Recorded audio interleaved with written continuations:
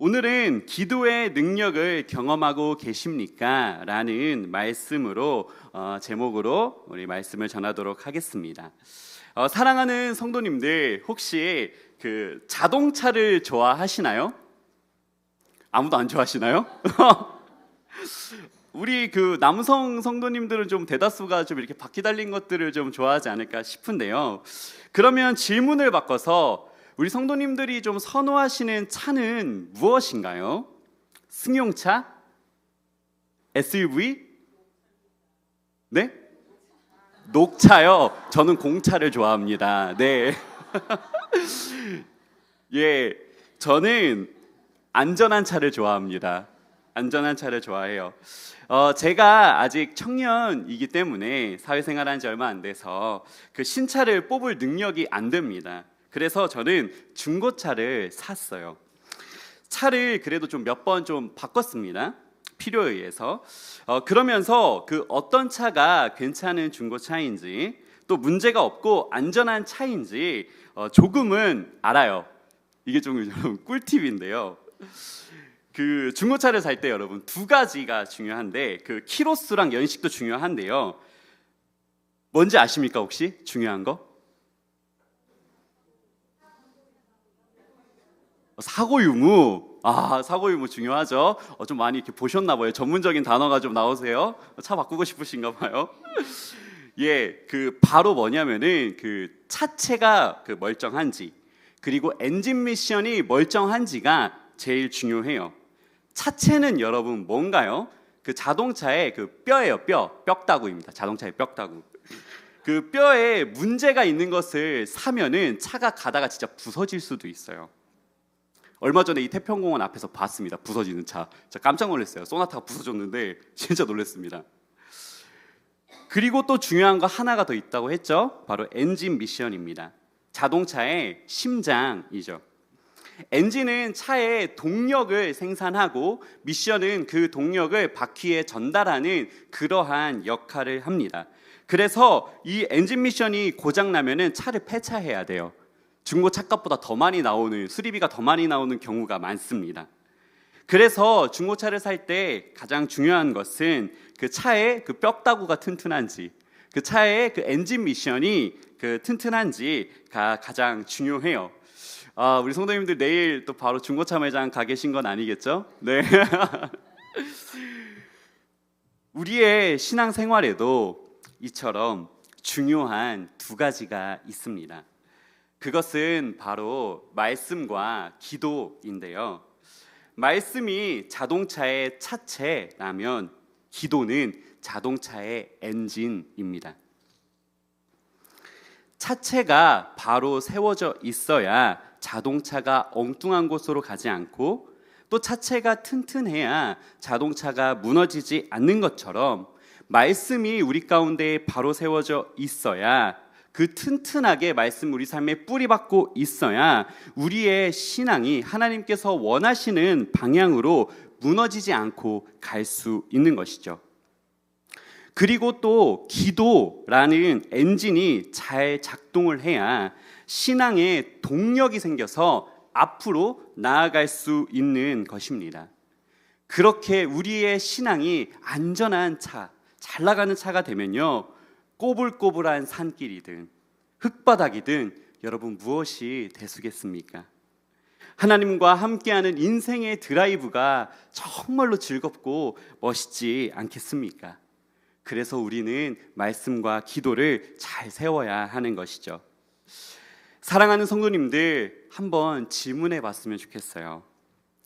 기도 생활 잘하고 계십니까? 내 삶에, 내 신앙 생활에 신앙의 엔진인 기도가 잘 작동하고 계십니까? 그리고 그 기도의 능력을 경험하고 계신가요? 기도를 통해서 우리 하나님께서 주시는 평안과 확신, 또 그리고 꿈과 열정을 누리고 계신가요? 오늘 말씀을 통해서 우리가 다시금 기도의 능력이 무엇인지 알고 그것을 회복하기를 소망합니다. 우리가 읽은 본문은 시편 62편인데요. 다윗의 시입니다. 다윗이 그 아들 압살롬에게 쫓기고 있을 때 썼다라는 그러한 그 주장들이 주류를 이루는 그러한 시예요. 그렇지만 그것이 딱 나와 있지는 않기 때문에 그렇게 본다라고 하는 경우들이 많이 있어요. 그리고 또 혹자는 그 시편 62편이 다윗의 전반적인 인생의 어려움에 대한 다윗의 고백이다라고 그렇게 얘기를 하는 사람들도 있습니다. 뭐 중요하진 않아요. 어쨌든 어려움에 대한 다윗의 고백이니까요. 압살롬에게 당한 다윗의 고난을 한번 살펴보도록 하겠습니다. 사랑하는 아들의 패륜, 아들이 아버지의 뒤통수를 친 것, 그것은 무엇일까요? 가장 사랑하는 아들이 면전에 대고 이렇게 말하는 것 같아요. 당신은 이제 나의 아버지가 아니야. 당신은 더 이상 내 삶에 필요 없고 방해만 되고 제거되어야 될 그러한 존재야. 그런 반란 가운데에 다윗은 그러한 메시지를 아들 압살롬에게 들었다. 한순간에 왕으로서 힘과 권력을 잃어버리고 아비로서 존경과 사랑을 잃어버린 그러한 다윗.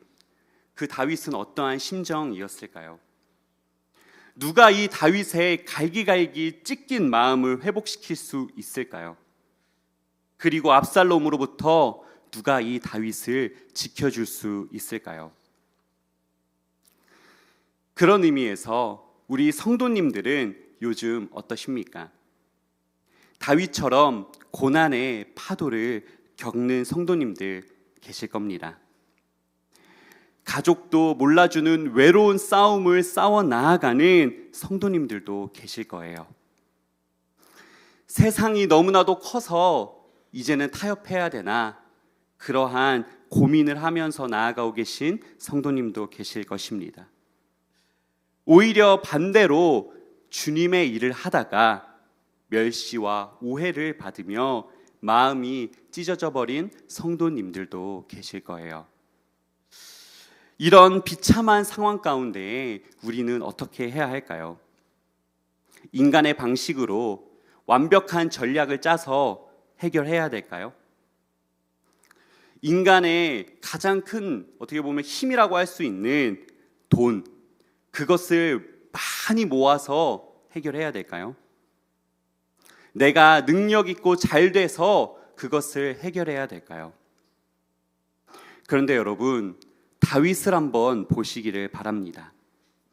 다윗이 영적으로 진짜 참 대단한 게 뭐냐면요, 그가 뭐 군대를 막 모아가지고 그 왕위를 다시 되찾고 막 그렇게 하자고 얘기하는 게 아니에요. 이 시편 가운데 다윗은 그렇게 통수를 칠 그런 계획을 세우는 게 아니라요, 그는 기도했습니다. 시편 61편 1절을 보겠습니다. 우리 함께 읽어보도록 하겠습니다. 시작. 하나님이여 나의 부르짖음을 들으시며 내 기도에 유의하소서. 우리 이어서 시편 62편 1, 2절을 또 함께 읽어보도록 하겠습니다. 시작. 나의 영혼이 잠잠히 하나님만 바라며 나의 구원이 그에게서 나오는도다. 오직 그만이 나의 반석이시요 나의 구원이시요 나의 요새이시니 내가 크게 흔들리지 아니하리로다. 아멘. 내가 크게 흔들리지 아니하리로다. 여러분, 정말 대박이지 않습니까? 뭐 작게는 흔들릴 수 있겠지만 무너지지 않는다는 거예요. 쓰러지지 않는다는 것입니다. 이것이 기도의 능력이에요. 반석을 경험하는 것, 숨이 꼴딱꼴딱 넘어가는 가운데에서도 평안을 경험하는 것, 적군이 나를 둘러싸고 있어도 안전함을 경험하는 것, 하늘이 무너졌지만 살 길이 보이는 것, 그것이 기도의 능력입니다. 사랑하는 성도님들, 이 능력을 경험하고 계십니까? 이 능력을 회복하고 싶지 않으세요? 이 신앙의 신비가 우리에게는 주어져 있습니다. 그것을 우리는 누리고 살아야 돼요. 이것이 복입니다. 오늘 본문 가운데 다윗은 이 비결을 얘기하고 있어요. 오늘 이 예배가 그래서 그것을 알아가고 또 다시 회복하게 되는 그러한 예배가 되기를 소망합니다. 본문에서 기도의 사람 다윗은 자신을 지지하지만 기도할 줄 몰라서 여전히 두려움에 떠는 백성들에게 주님의 능력을 경험하는 기도를 가르쳐주고 있어요. 오늘 본문인 시편 62편 8절을 보도록 하겠습니다. 백성들아 시시로 그를 의지하고 그의 앞에 마음을 토하라. 하나님은 우리의 피난처 시로다. 아멘. 먼저 주목할 것은 마음을 토하라입니다. 마음을 토하라. 이것은 기도하라라는 그러한 말이에요. 그런데 어떻게 하듯이 기도하래요? 어떻게 하듯이 기도하래요? 토하듯이 기도하래요. 그 성도님들 그 토는 언제 합니까? 좀 더럽긴 한데 토는 언제 해요?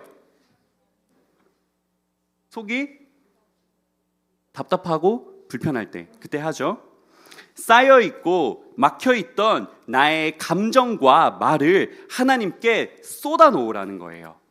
나의 답답한 이 마음과 심정, 상황 모든 것을 주님께 다 쏟아놓으라는 것이 바로 토하라라는 것입니다.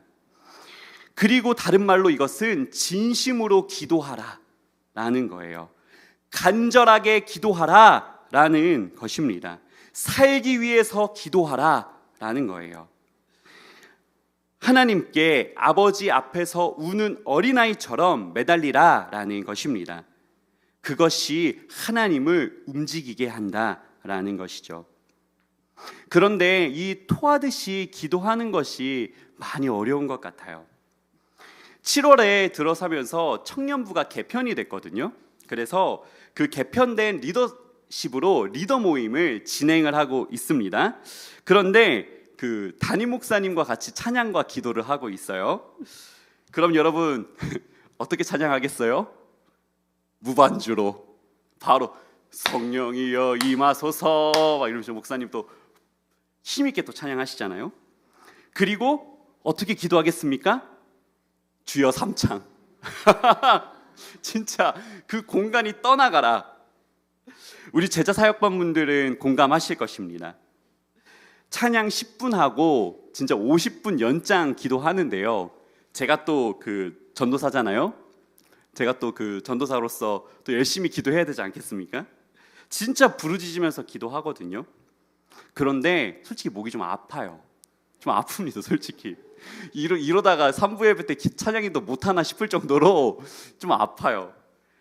그런데 진짜 기도하다 보면은 스텝 꼬이면은 이제 토할 것 같은 느낌도 좀 가끔은 들 때도 있어요. 그런 저를 보면서 사실은 이런 생각이 드는 거죠. 아, 내가 진짜 기도 근육이 많이 빠졌구나. 이 생각이 좀 많이 드는 것 같아요. 예전에는 정말로 막 1시간, 2시간 뭐 기도원 같은 데에서 기도하고 뭐 이럴 때도 있었는데 참 그러한 것이 내가 참 이제 근육이 많이 빠졌구나라는 생각을 하는 것 같습니다. 저도 힘든데 우리 청년들은 어떡하겠어요? 다들 죽을라 그러죠. 위원장님 힘들죠? 끄떡끄떡하는 거, 네, 쉽지 않아요. 그래서 우리는 훈련이 필요합니다. 우리가 하나님 앞에서 참 많이 어른이었던 것 같아요. 지난 3040 수련회가 좀 생각이 났어요. 제가 그 저녁 집회 때 영아들 케어하는 곳을 담당하게 돼서 거기에 들어갔습니다. 그런데 거기에 한 아이가 있었는데 그 일부 그 반주자인 그 김윤정 자매님 딸, 그 우리가 사랑하는 그 주아가 이제 그 엄마를 이제 그 집회에 보내야 돼서 떨어져야 되는 상황이었어요. 그런데 주아가 딱 떨어지면서부터 울기 시작하는 거예요. 와, 그러면서 1시간, 2시간을 우는데 숨 넘어갈 것 같더라고요, 애가. 그 진짜 손만 대면은 그 애기들 잠재우시는 우리 권사님도 진짜 호적수를 만난 것 같았어요. 와, 진짜 명승부였습니다. 제가 보는데 진짜 명승부였어요. 근데 누가 이겼을 것 같아요? 주아가 이겼어요. 주아가. 진짜 잠깐 자나 싶었는데 다시 일어나서 울고 주아가 이겼습니다. 엄마가 오니까 울음을 그치더라고요. 그런데 문득 이런 생각이 드는 거예요. 때로는 이러한 기도도 필요하겠구나. 하나님 우리 아버지시잖아요. 예전에 고난주간 때 김지찬 목사님께서 그런 말씀을 하셨죠. 우리의 기도가 너무 점잖은 것은 아닌가. 돌아봐야 된다고 생각을 합니다. 시편 51편 17절을 함께 읽어보도록 하겠습니다. 우리 함께 읽도록 하겠습니다. 시작. 하나님께서 구하시는 제사는 상한 심령이라. 하나님이여 상하고 통회하는 마음을 주께서 멸시하지 아니하시리이다. 하나님은 결코 자녀의 외침을 외면하지 않으십니다. 우리 어머니 아버님들 이 아들 딸이 울 때 이게 진짜 관심을 끌기 위한 건지 아니면 진짜 우는 건지 다 알잖아요. 그죠?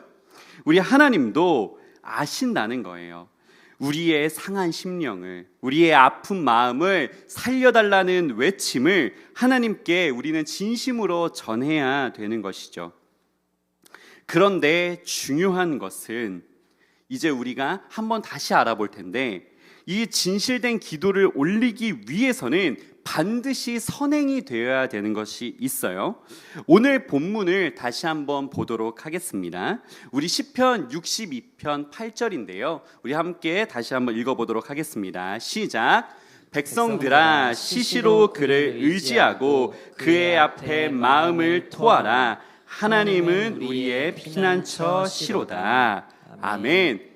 시시로 그를 의지하고, 풀어서 말하면 언제나 그를 의지하고입니다. 여러분, 의지한다는 것은 뭐예요? 기대어 도움을 받다라는 것입니다. 하나님께 기대셔야 돼요. 왜 기대해야 됩니까? 세상이 우리보다 더 강하기 때문에 그래요. 천사격인 사탄이 이 세상 가운데에 돌아다니고 있습니다. 우리가 이길 수 있습니까? 없어요. 그리고 현실적으로도 그래요. 험한 세상을 살기 위해서는 무엇가 필요해요? 스펙이 필요하고 부가 필요해요. 그런데 우리는 주일에 주일 성수하고 시간과 에너지 다 쓰고 11조하고 또 세상과 타협하지 않으려 포기하는 것들이 많이 있어요. 바로 불리한 싸움을 하는 것입니다. 요즘 우리 요한계시록 묵상하고 있습니다. 여러분 은혜 받고 계세요? 아멘. 저 요한계시록 정말 참 은혜가 되고 있어요. 이 여름에 이 선교 시즌에 하나님께서 이러한 말씀을 주셨다는 게 정말로 참 감사하고 있습니다. 위로의 말씀인 것 같아요. 우리 요한계시록 묵상하고 있는데 얼마 전에 그 짐승의 표인 666 나왔어요. 그것은 여러분 어떤 베리칩 그런 것을 의미하는 것이 아닙니다. 그것은 뭐냐면은 그냥 게마트리아 방식이라는 것으로요. 그 알파벳에 숫자들을 각각 붙여 놓은 거예요. 그래서 그 666은 결국엔 뭐냐면은 네로 황제를 의미하는 것입니다. 그리스도인들을 위협하는 그 짐승, 그 정체가 바로 로마의 황제이고 우상 숭배, 그 로마 제국이라는 것을 얘기하는 거예요. 그를 숭배하지 아니하면 차별받고 그 세상의 기준으로 살지 아니하면은 우리는 경제생활도 할 수 없는, 다른 사람들처럼 평범한 삶을 살기가 어려워지는, 가난하고 핍박받는 그러한 삶을 사는 것을 얘기하는 것이죠. 오늘 우리에게도 해당되는 것 같습니다. 그리스도인들은 먼저 그의 나라와 그의 의를 구하는 사람들이에요. 그런데 그것이 쉽지 않죠. 사람의 힘에 한계가 있기 때문에 하나님께서 도와주시지 아니하시면 이 세상을 이길 수 없어요. 그의 나라와 그의 의를 구하며 인생을 영위할 수가 없습니다. 제가 지난번 설교 때 잠깐 말씀드렸던 것 같은데 얼마 전에 저 가게를 다시 오픈을 했거든요. 그런데 사실 좀 힘듭니다. 아직 이렇게 올라오지를 않고 있어요. 가게가 생각보다 잘 안 되고 있어요. 제가 에너지를 많이 투입해도 모자랄 판에 저는 사역 가운데에 나와 있습니다. 가게를 더 돌보고 싶지만 물리적으로 어려운 상황들이 있어요. 저도 집세를 내야 되고 또 직원 월급도 줘야 되고 또 저와 저희 가정도 먹고 살아야 하기 때문에 장사가 솔직히 잘 됐으면 좋겠습니다. 그래서 하나님께 정말 간절히 기도했어요. 하나님, 손님을 좀 보내주십시오. 사람의 마음을 움직이시는 게 주님이신데 손님 좀 보내주시면 그 손님 정말 따뜻하게 또 맛있게 대접하겠습니다. 서비스하겠습니다. 주님 보내주세요. 그렇게 기도를 제가 요 몇 달간 하고 있어요. 그런데 하나님은 진짜 그 기도를 들으시는 하나님이세요. 오늘 놀라운 일이 있었습니다. 하나님께서 오늘 제가 그 설교할 때 그 할 말 없을까 봐 자, 간증거리 하나 줄게 이러면서 지금까지 했던 점심 장사 중에 가장 잘 되게 해주셨어요. 와, 진짜 땀 뻘뻘 흘리면서 진짜 장난 아니었습니다. 그래서 설교 준비가 이상한 것 같아요. 생각보다 가게에서 너무 늦게 끝나가지고. 사랑하는 성도님들, 다른 걸 얘기하는 것이 아닙니다. 그의 나라와 그의 의를 위해서 살기 위해서는 주님의 도움 없이는 그게 안 된다는 거예요. 그게 그리스도인의 삶입니다. 하나님이 인도하시는 대로 우리는 따라가는 거예요.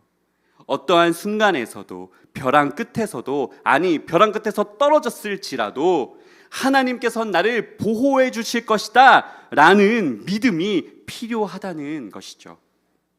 내 부모는 반드시 나를 돌봐줄 것이다 라는 그러한 주님을 의지하는 믿음이 가장 중요하다라는 것입니다.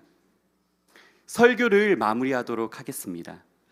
요즘 제가 기도하면서 하나님의 은혜를 참 많이 누리고 있어요. 기도하면 할수록 평안과 기쁨과 확신과 정말로 그 꿈이 생김을 느낍니다. 하나님의 능력을 경험하고 있어요. 하나님 안에서 살아가니 너무 행복한 거예요. 기도를 통해서 주님 앞으로 나아가니까 하나님과의 관계가 회복이 되더라고요. 성령 하나님께서 당신의 일하심을 보여주세요. 우리가 흔히 성령 하나님을 그 부끄러움이 많다라고 표현을 하잖아요. 그래서 숨어서 일하신다라고 얘기를 해요. 근데 진짜 그러셨던 거예요. 기도할 때 우리 주님께서 영안을 살짝 딱 열어주시니까 성령님께서 우리의 삶에, 제 삶에 그 집채만한 파도를 다 맡고 계신 것을 보여주시는 거예요. 계시록에서도 계속해서 우리는 묵상하고 있죠.